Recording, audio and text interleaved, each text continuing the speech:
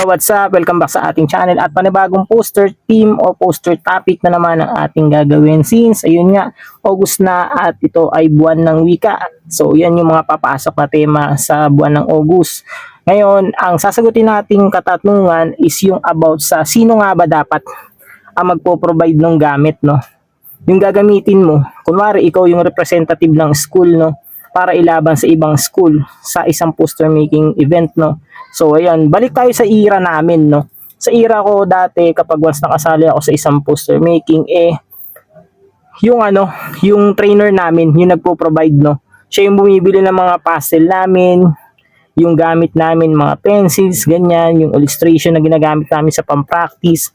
Actually dati sa isang linggo yata nagpa-practice kami twice. Kunwari may event siya, may poster making event na sasalihan, nagpa-practice kami twice or more than twice kasi minsan sa illustration kapag once na malapit na, no, pero pag once na medyo malayo-layo pa sa cartolina kami nagpa-practice sa cartolina, no, syempre para ma-practice mo, maorasan mo, inorasan kami dati, no, yun, shoutout sa trainer namin ng elementary, no, so yan, kung sumasali kami sa mga contest, ganyan, tsaka yun, talagang kadalasan talaga panalo, wala kaming inuwin talo, bihirang-bihira, no. So yun, salamat din sa trainer ko, na malupit talaga yun, magaling siya.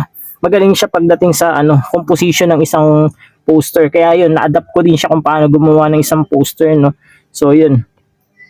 Dapat kailangan kunwari, hindi ikaw yung magpo-provide. Kung sa'yo akong syempre may ka naman, may sapat na pera, yun, may kakayanan ka naman bumili. Sige, go, bumili ka. Tsaka makapili ka ng ng pastel na gagamitin, no, kung saan magiging komportable. Pero once na syempre para sa ikaluluwag mo din tsaka sa hindi ka maibigatan, syempre required yun, i-representa mo yung school mo, 'di ba? So kailangan ibigay nila lahat ng kailangan mo, 'di ba? So yun, yung iba nga minsan may budget pa, no, na pangkain, ganyan, sa transpo, yan binibigyan yan. Sagot ng school yan. Kasi nga, dala-dala mo yung pangalan ng school mo para ilaban kayo, no. So yun, nalulungkot lang kasi ako na may mga nag-PPM sa akin ay sinasali sila sa contest, no. Tapos ngayon sila pa yung required na gumastos, 'di ba? Nagpapatulong sa akin gumawa ng poster. Syempre hindi na sa akin naman kasi wala namang masama kung magpatulong. Pero kasi yung iba kasi talaga na sumasali, gustong sumali, gustong manalo, humihingi talaga sa akin ng mismong layout, no, o yung finished product. Syempre ako naman, masasayang naman yung oras ko, 'di ba? Yung materials na ginagamit ko, yan, syempre yung pag-iisip ko ng konsepto na ibibigay sa inyo. So kaya ginagawa ko, nag-upload na lang ako ng videos na makukuhanan nyo ng idea, 'di ba? Makakuhanan nyo ng layout, ng patterns. So yun, para makaka-create din kayo ng panibagong poster na pwede nyo ipanlaban, 'di ba? Pero kung kokopyahin nyo yung poster na ginawa ko, it depends na lang sa inyo, no. Syempre maraming, like for example, marami ako nakikita nagpo-post na ganito, champion ako, tapos bigla na lang may magko-comment na, oh, kaya yan gawa niya yan. So yun, parang kung sa akin kung ako artist, tapos kunwari ginaya ko lang yung gawa, syempre parang napapahiya ako na, ayun ba't ko kaya ginaya at pala gumawa lang ako ng sarili ko. So yun, ganun dapat, kailangan may credibility ka bilang artist, no. Siguro sa mga nagsisimula, walang problema, pero kung once na, 'di ba, madalas ka nang sumasali, madalas ka nang nananalo, tapos ang pinapapanalo mo lang is yung gawa ng iba, diba, parang natatapakan na rin yung yung pangalan mo bilang artist kasi wala kang originality, no, parang sa sarili mo o para sa tingin ng ibang tao, wala kang kakayanan talagang gumawa ng sarili mong obra ba, yun lang. So yun, napaka-importante na kailangan kung hindi man ayaw nilang i-provide, 'di ba? Ayaw nilang i-provide yung gamit since wala ka rin naman kakayahang bumili, wag mo nang salian, 'di ba? Pwede ka naman tumanggi, tapos sumanap na lang sila ng ibang pwedeng sumali, 'di ba? Ganun lang siya.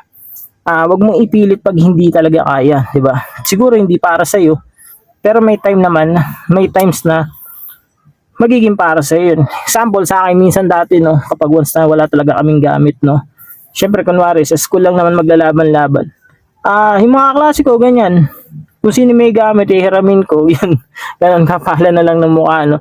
So, yun, ganun lang siya. Diskarte lang talaga para makasali. Tapos kung saan na may makuha ang price, bigyan mo na lang, hatian mo na lang kung sino yung nagpahiram sa'yo nung gamit na yun. 'Di ba? Ganun lang. Ganun kasimple, 'di ba? So, yun. Mahal kaya ng mga ganito, no? Yung mga pastel. Ito, like ng mga ganito. Ito, 'di ba? 'Di ba mga ganyan? Ito. Marami tayong pastel yan, guys, oh. Gusto niyo ba? Yun, mahal yan, medyo pricey yan, 'di ba? Tapos gagamitin mo lang. Kunwari, napakalaki ng board na dodrawingan nyo, 'di ba? Illustration, minsan nga one half pa lang. Syempre, mo-consume mo talaga lahat ng pastel yan, 'di ba? May chance na magpaputol-putol pa. Tapos ngayon, kapag may contest na ulit, ibibili ka ulit ng panibago, 'di ba? Yun magastos, 'di ba? So, yun. Sana nasagot ko yung katanungan mo, yung kung sino man yung nagtanong nito. So, ayan, request pa kayo ng mga pwede pa natin pag-usapan. Magbibigay ako ng idea o yung mga knowledge ko para makatulong sa inyo. So, ayun lang. Maraming salamat kung nakaabot ka sa video na to. So, for itong video na to, mag-comment ka kung taga saan ka. Tapos, mag-subscribe ka na din. Tapos, i-comment mo yung mga gusto mo pang sagutin natin na katanungan. So, yan lang. Maraming salamat sa panonood. Kita-kita ulit tayo sa susunod na video.